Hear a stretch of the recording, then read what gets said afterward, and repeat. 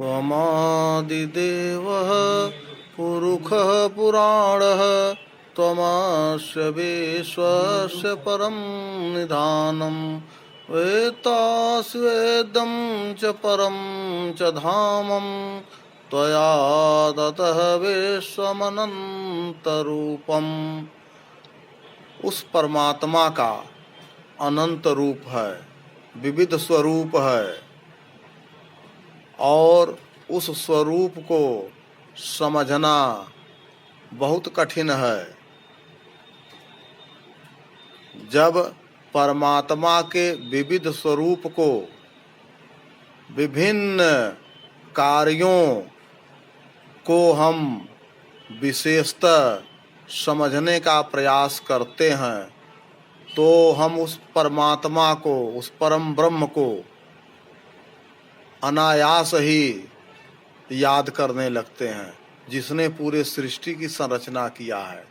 सृष्टि की संरचना में उसकी विविधता ही उस परमात्मा के स्वरूप को संपादित करता है, जिसे समझना हमारे संतों और ऋषियों ने अपने अनुभव के आधार पर शास्त्रों के माध्यम से हमें परोसने का काम किया, जिसे आज हम सब उन शास्त्रों के, वेदों पुराणों के, उपवेदों के अध्ययन से उसके संपूर्ण स्वरूप को एक अनुभव के रूप में जानकारी हासिल करते हैं।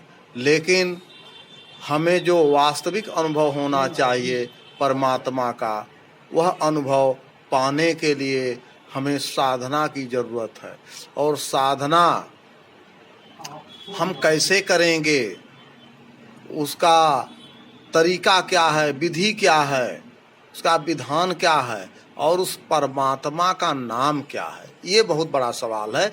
परमात्मा के नाम को ब्रह्मा, विष्णु, महेश, राम, कृष्ण इत्यादि शास्त्रों में उल्लिखित जितने देवी देवता रहे, सब लोग उस परमात्मा के नाम का उच्चारण करते रहे, साधना करते रहे और वह प्राण साधना करते रहे। और उसी प्राण साधना को हमारे ऋषियों और मनीषियों ने भी करना प्रारंभ किया और उससे उनको जो परमात्मा का अनुभव प्राप्त हुआ, उसको उन्होंने समाज को बताने का काम, अनुभव कराने का काम किया। परमात्मा का अनुभव जब हम प्राण साधना करेंगे तभी उनका अनुभव प्राप्त होगा। परमात्मा के 3 स्वरूप हैं और 3 स्वरूप में परमात्मा का अनुभव प्राप्त होता है। वेदों में 3 तरह के अध्यात्म रूपी विषयों का उल्लेख मिलता है: कर्मकांड, ज्ञान कांड, उपासना कांड। और उसी पर आधारित पूरी पद्धति जो अध्यात्म से जुड़ी है, आज भी समाज में विद्यमान है और समाज के लोग अपने विद्वानों और ऋषियों मनीषियों के माध्यम से बताए गए मार्ग को लेकर चलते हैं। वास्तविक परमात्मा को समझना और जानना आज इसलिए कठिन हो गया है कि वेदों और पुराणों शास्त्रों से उस परमात्मा के महात्म और वास्तविक स्वरूप को अलग थलग कर दिया गया।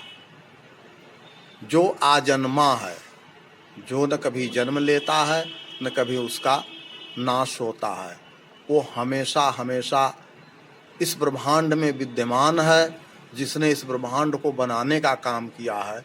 और उसी परमात्मा के 5 मुखों से जो 5 तत्व की बात गोस्वामी तुलसीदास महाराज ने रामचरितमानस में किया है, वही 5 तत्वों के मिलन से इस पूरी सृष्टि की संरचना हुई है और सृष्टि के समस्त जीव, पेड़ पौधे, वनस्पति का निर्माण हुआ है और वह हमेशा हमेशा चलता रहेगा।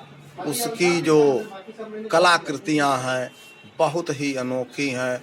उस परमात्मा को हम विविध नामों से जानते हैं, लेकिन उसका वास्तविक नाम जो 2.5 अक्षर का नाम है परमात्मा का, जो विश्वकर्मा भगवान ने अपने 5 पुत्रों को बताया, और वही नाम ब्रह्मा विष्णु महेश राम कृष्ण इत्यादि सभी लोग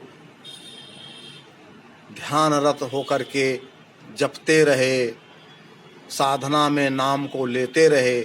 और जब हम प्राणवायु के साथ उस नाम का साधना करते हैं तो हमें परम मोक्ष प्राप्त होता है, उस परमात्मा का असली अनुभव प्राप्त होता है। बोलिए विश्वकर्मा भगवान की जय, सियावर रामचंद्र की जय, उमापति महादेव की जय, कृष्ण कन्हैया लाल की जय।